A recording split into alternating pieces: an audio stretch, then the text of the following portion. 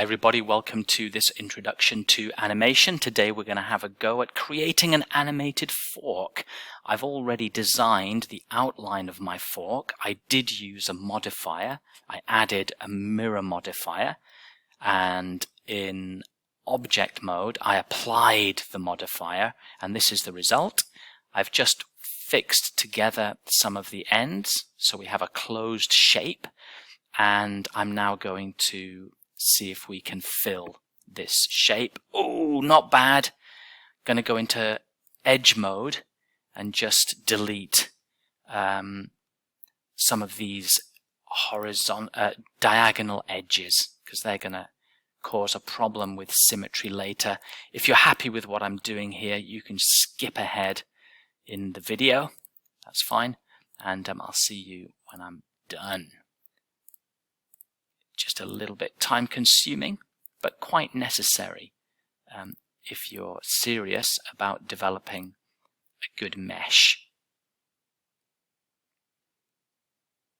Just going to undo that. I think I'm going to delete that. Which one am I going to delete? I think I'm going to delete that one, just to keep it the same. Delete, delete, delete. Bear with me, folks, we'll get there in a moment. So this is one aspect of being a 3D modeler.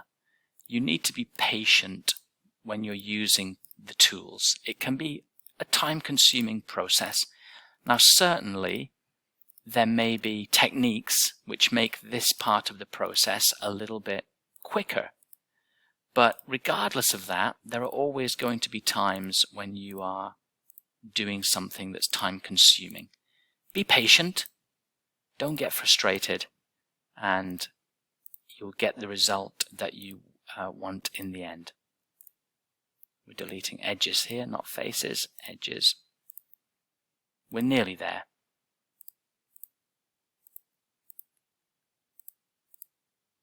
Okay, so we've got a mesh. Let's just select all of that again and right click. New face from edges. Not bad. Okay. Notice as well, guys, that I'm working in front view today. So I'm looking at this as though it's standing up in front of me.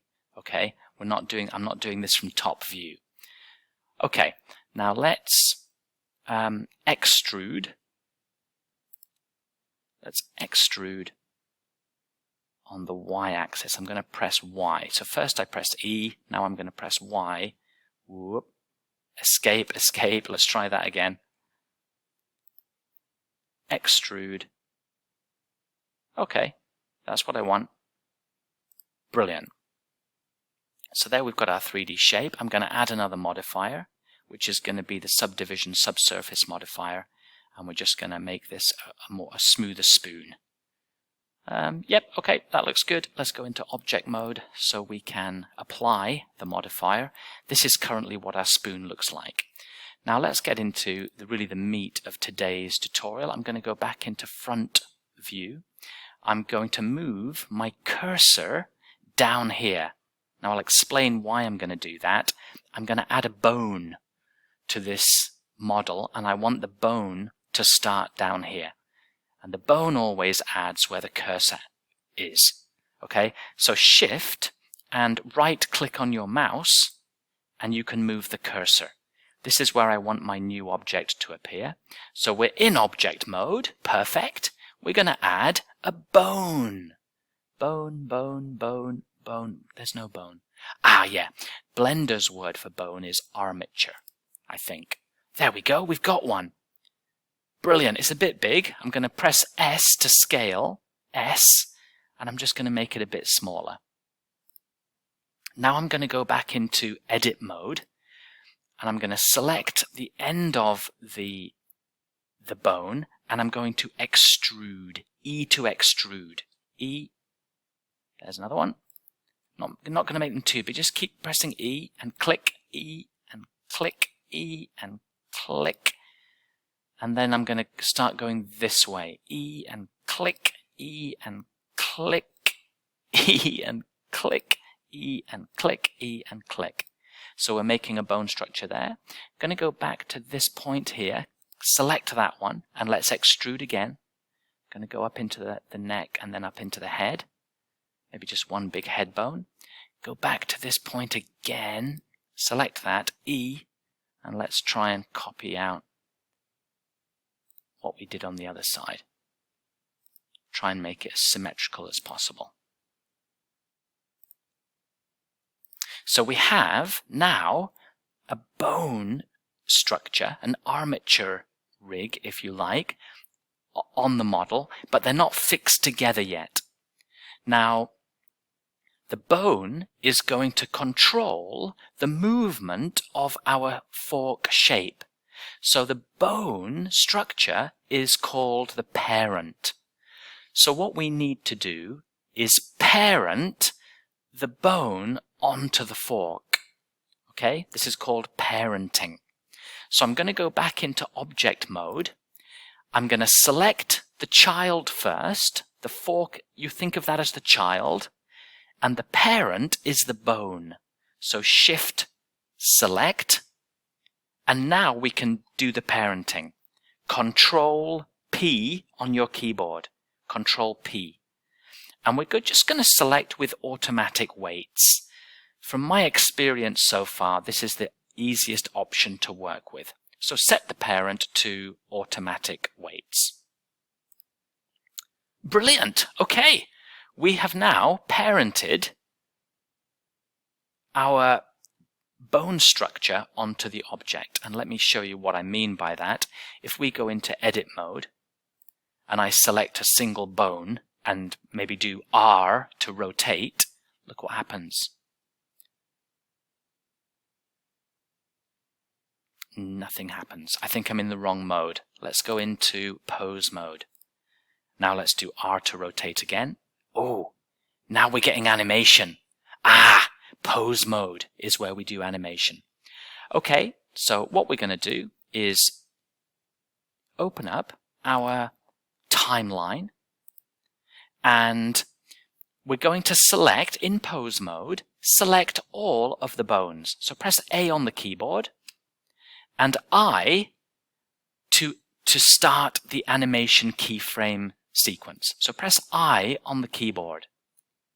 And what I usually do is choose location, rotation, and scale. This gives me a lot of opportunities for animation. We could just do location and rotation.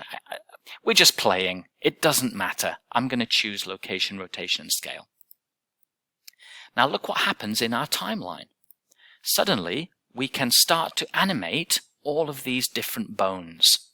So I'm just going to go back into front view in pose mode. I'm going to deselect everything. I'm going to select a single bone. Let's choose this one. And let's say after 10 frames, so remember this is the starting position at 0 on our timeline. At 0, this bone is in this shape. After 10 seconds, by the way, I'm going to record this animation. So click record as you get started. We're going to rotate. I'm going to press R on the keyboard and I'm going to just rotate that bone that way. And as you can see, because we're recording the animation, that's now recorded. And look at that, we've got some animation.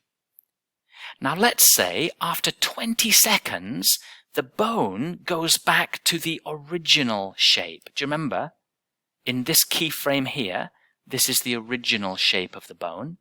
Then we animated, and then I want it to go back to the original, maybe after 20 frames. So this original one here, let's select that and Shift D to duplicate. Shift D. And then drag it out. That's the original keyframe. We've just duplicated it. So start in that position, animate to that position, and then animate to that position. Okay? So there we've got some animation. Now let's select a different bone. Let's choose the head bone. let's say that the head bone stays in that position until the 30th frame. So I want it to stay as it is until the 30th frame. So I'm going to select it. I'm going to Shift D to duplicate it. Whoops. Shift D, and I'm just going to drag that out. So it stays in that position until the 30th frame, and then up until the 50th frame, I'm going to rotate it. Let's just turn this over here. I'm going to rotate it in this direction. So it looks like it's bowing. Okay. So it stays normal, normal, normal, normal, normal, normal. Then a change starts to happen. So we need that keyframe to start the change. And then it goes there. And then I'm going to copy that keyframe on the bone that we've selected. I'm going to duplicate it, Shift D. And I'm going to put, because that's the original. And I'm going to do that. It should return to the original position. So let's just go back to front view and let's play the animation so far. Okay, it's a bit weird. But that's the basics, guys, of animation. Let me tell you one more thing before we stop. We're going to, if we go into output, you can see that this animation has a frame rate of 24 frames per second. So after 24 frames, all of this has played, and that's 1 second of animation. After 48 frames, that's 2 seconds of animation. And after 72 frames, that's really what we're just about there. In fact, I'm going to select this. I'm going to grab it, press G, I'm going to scale it. Press S on the keyboard, S, and just drag it out. We're going to go to 72.